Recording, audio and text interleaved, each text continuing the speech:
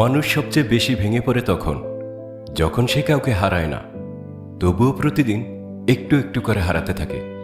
আর এই যে ধীরে ধীরে হারানোর যন্ত্রণা, মনোবিজ্ঞান বলে এটা সাধারণ কষ্ট নয়, এটা একটা মানসিক ফাঁদ, যার নাম টুকরো টুকরো মনোযোগের ফাঁদ।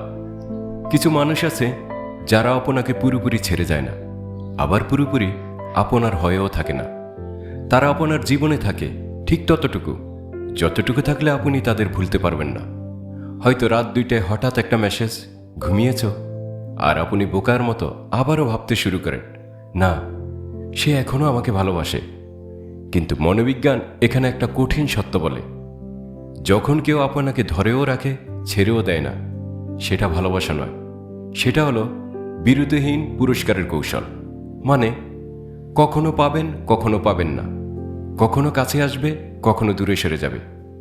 বিখ্যাত মনোবিজ্ঞানী স্কিনার প্রমাণ করেছিলেন, মানুষ সবচেয়ে বেশি আসক্ত হয়ে পড়ে যখন পুরস্কার কখনো আসে, কখনো আসে না। ঠিক যেমন জুয়া খেলায় মানুষ আটকে যায়, এই মানুষটাও ঠিক তাই করছে আপনার সাথে।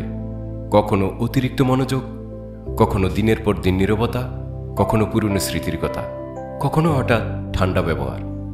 আর আপনার মন এই অনিশ্চয়তায় বারবার সেই উষ্ণতা খুঁজতে থাকে, ঠিক একজন আসক্ত মানুষের মতো। সবচেয়ে ভয়ঙ্কর বিষয় কি জানেন?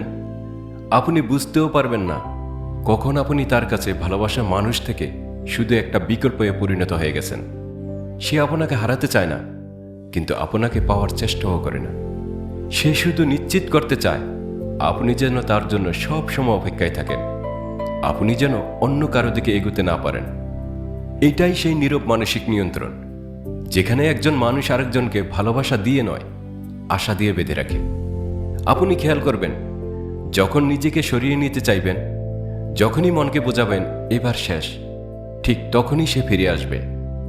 একটা আবেগী কণ্ঠের বার্তা, একটা পুরনো ছবি, হঠাৎ অতিরিক্ত মনোযোগ, আর আপনি আবারও ভাববেন হয়তো এবার সব ঠিক হয়ে যাবে।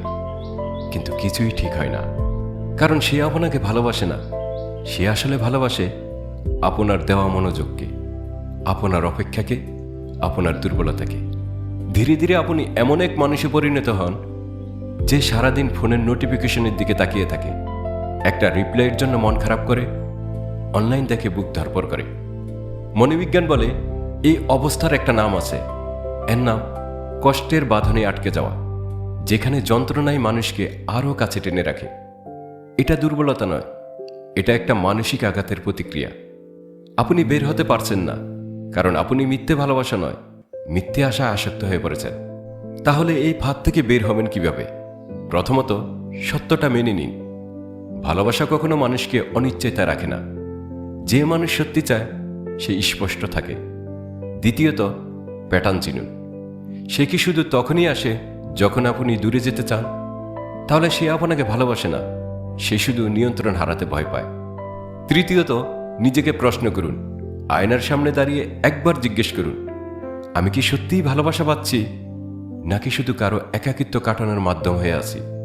মনে রাখবেন, ভালোবাসা কখনো ভিক্ষা নয়, ভালোবাসা কখনো টুকরো টুকরো দয়া নয়। যে মানুষ আপনাকে সত্যিই চায় সে আপনাকে শান্তি দেবে, নিশ্চয়তা দেবে, সম্মান দেবে। আর যে মানুষ আপনাকে বারবার বিভ্রান্ত করে সে আপনার জীবনের মানুষ নয়, সে একটা মানসিক ফাঁদ, যেখান থেকে বের হওয়াটাই আপনার প্রতি আপনার সবচেয়ে বড় ভালোবাসা।